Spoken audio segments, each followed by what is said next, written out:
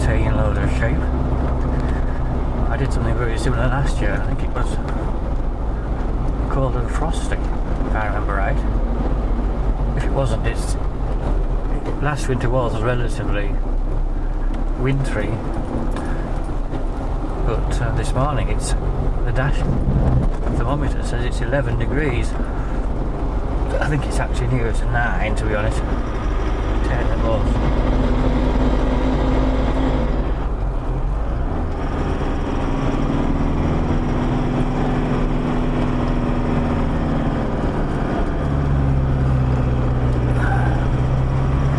But it's very mild. I haven't been bothered with the coarser fleece. I've just got my jumper on. And it was very dry until a few minutes ago. We just had a shower. The roads were all dry. Like does feel like February. Especially yesterday, I was getting these sheep in, and it sort of got much milder through the day. And it wasn't even windy. Quite sunny. And I was surprised how spring-like it felt, considering it's like the first week of January. I thought you can really be. Well, it can be spring-like. Anyway. It won't last.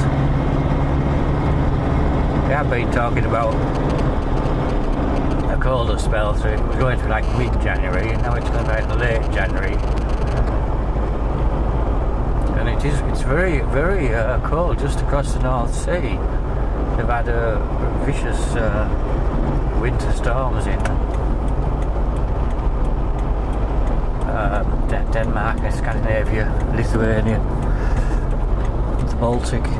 That's not far away really, only 200 miles across the sea. Well, what I mean is that if we got a east wind, it would be bad. Yeah. And there is a risk of, like today, it's mild, but it's going to turn tomorrow quite cold and windy again with the wind down the North Sea. But in a way that's almost helping keep this easterly stuff away, because it's related to a big high pressure over. It's been sat over us for a number of weeks really, more or less.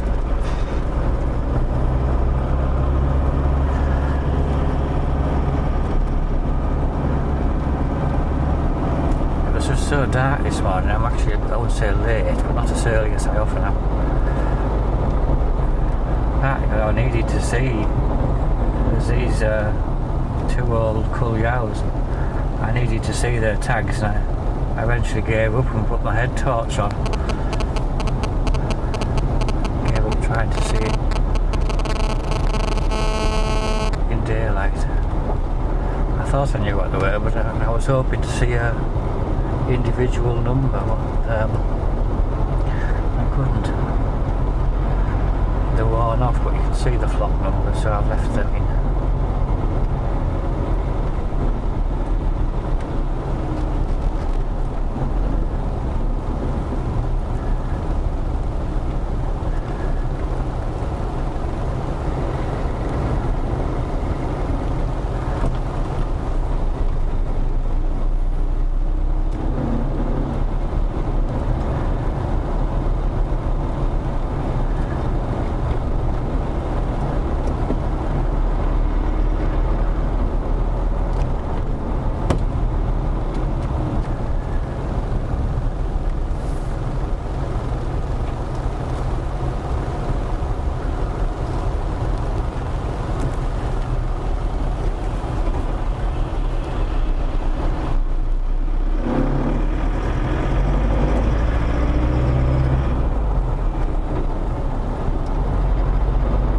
Going through the motions of cleaning the drain gullies out.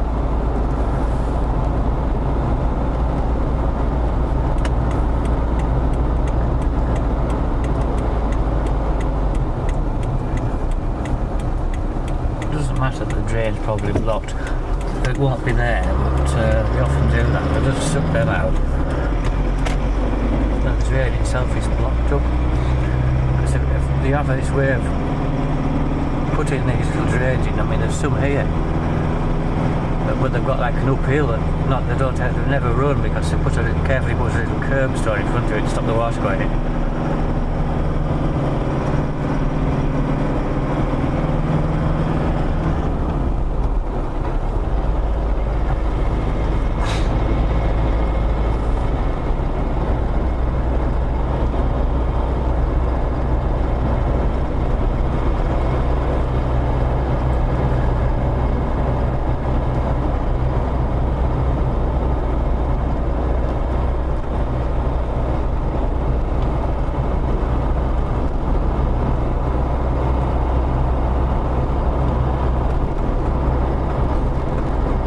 School starts tomorrow, so it's all quiet here and at Castleton. Definitely not there, so, but I thought there was some lights on. They'd have to have what I call it teacher training, but just a bit of getting ready. He was only cleaning.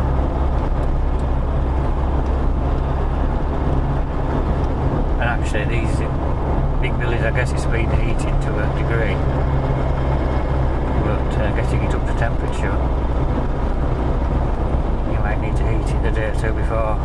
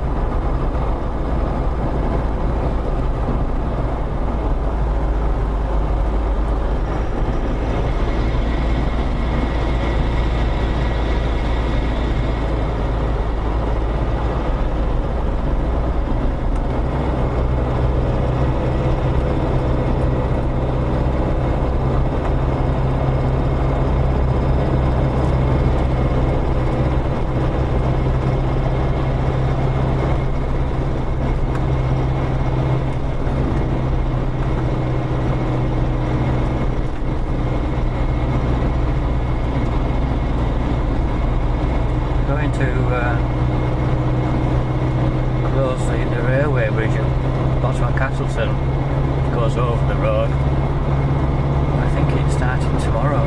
Or today? I don't know. I'm not sure. It might be the 10th.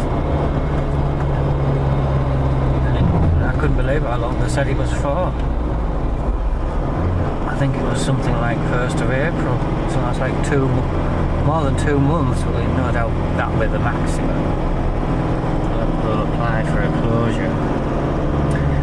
That's quite an important road because loads of people go over there to work as well as like shopping and things. So I don't know what it might have not week, but Jesus, 10 weeks. I assume they're going to replace the bridge, the rail bridge. But the problem with it is it's really just too low. A few things have hit it. As recently as last year, something hit it. I think it wasn't seriously damaged, but well, there might be ways to get an extra foot or two, but they can only do so much because the railway can't go over an arch bridge. It could be raised up a foot or two. I don't know.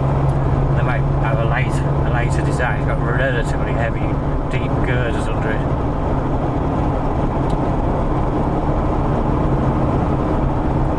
Quite interesting that they're prepared to put that degree of investment in. Well, they have to really, but considering the line is hardly viable anyway, railway line,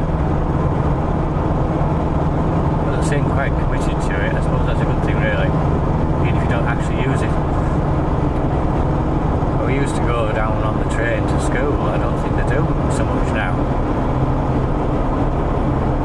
You have much more choice on which school you go to. We all went to Whitby. Quite lots of people that now go to Stokesley, but I think there's a train or bus options to go to Whitby. Because I mean, it used to be, I wouldn't say a hellish journey, but it was a long journey. We used to have to leave the house about 7:30, which is quite tiring when you're doing that every day.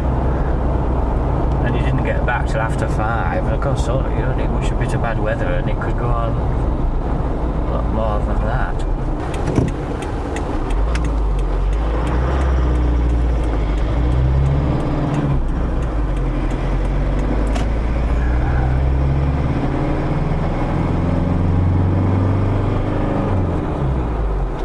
Because the things I waffle on about when I've got a camera, I don't sit talking to myself normally.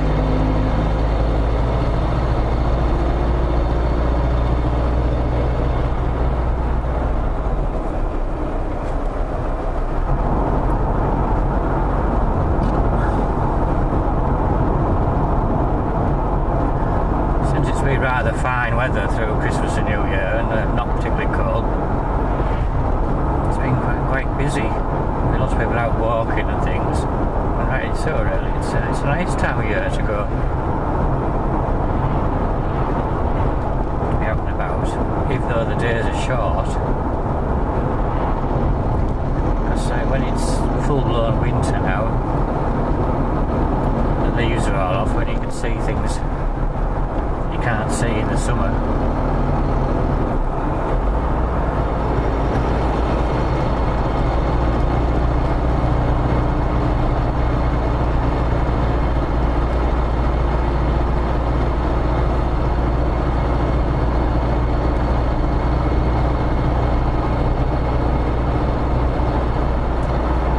Generally speaking, places are quieter.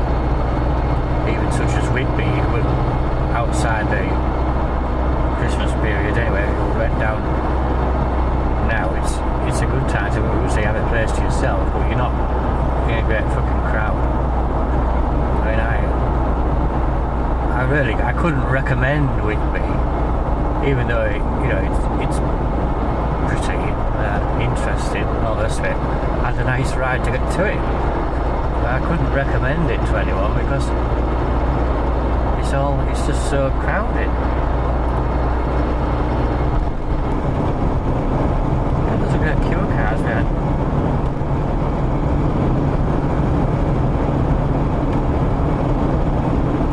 There's a wagon behind me, it's behind me well back, and then there's a great line of about 20 cars. So I'm doing 55, 60, I can't go any faster. Shaping, I can go. But technically the speed limit is 50, but 55 is okay. It's anyway with cattle in, you only rarely do that all. It depends. Sometimes I ride better than others. The trailer's very stable. It's not scary, but then if you have to suddenly stop.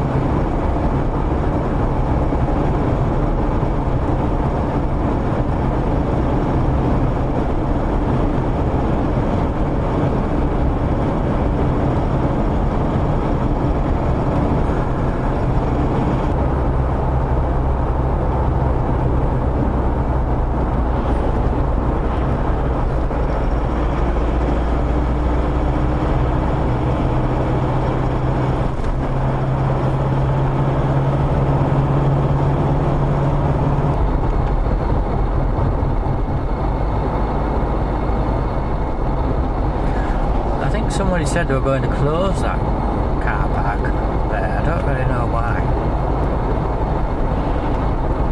But I see there is a pile of stones tipped there, like road stones, and that kind of suggests it's a real rumour, a real thing.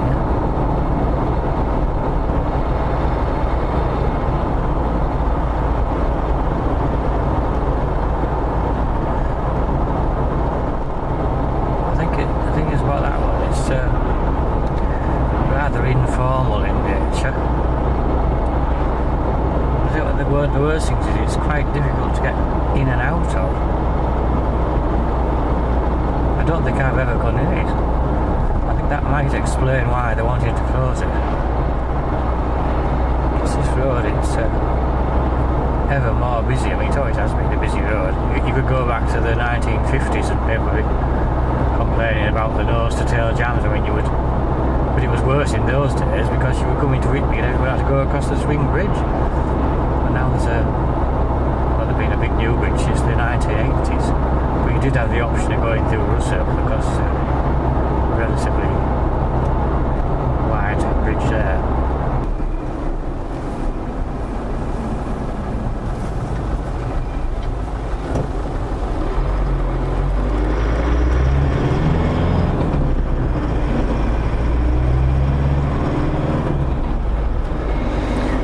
Behind us just has a big container. It must be quite heavy though, because he was really struggling up that hill back there.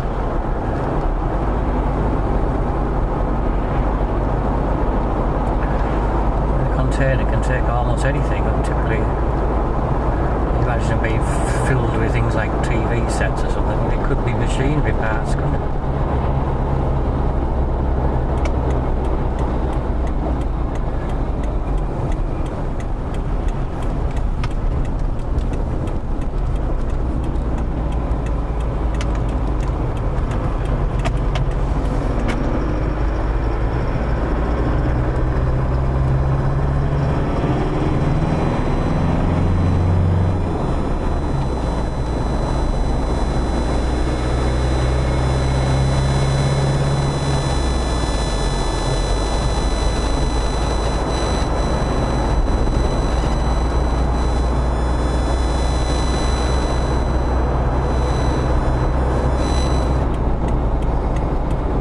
Quite an early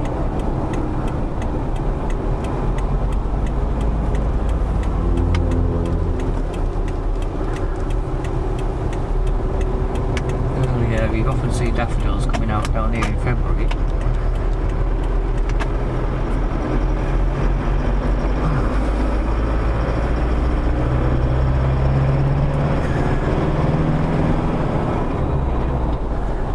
When the wind's in the west, you get a sort of a fern, I don't know how you say it really, fern, I think, a fern effect, and the air tends to dry out and warm up as it comes over the hills. Plus you've got like the rain shadow, so it's relatively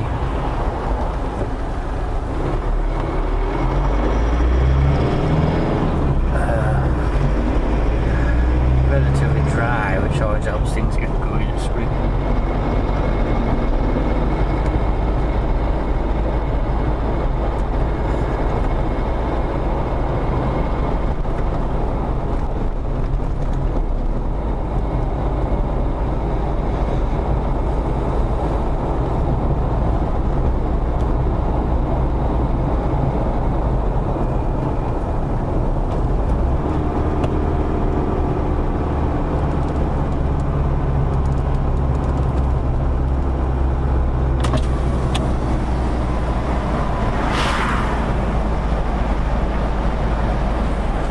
It's not illegal to park on this hill. I think it's fucking ridiculous, especially when there's so many out driveways.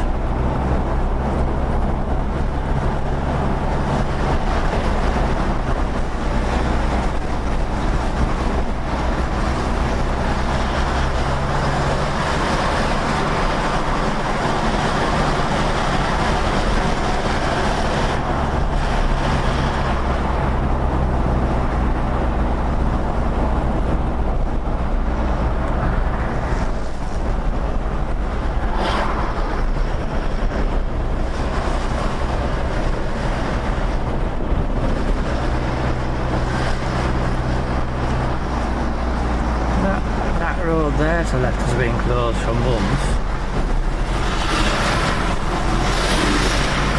I don't even know why exactly.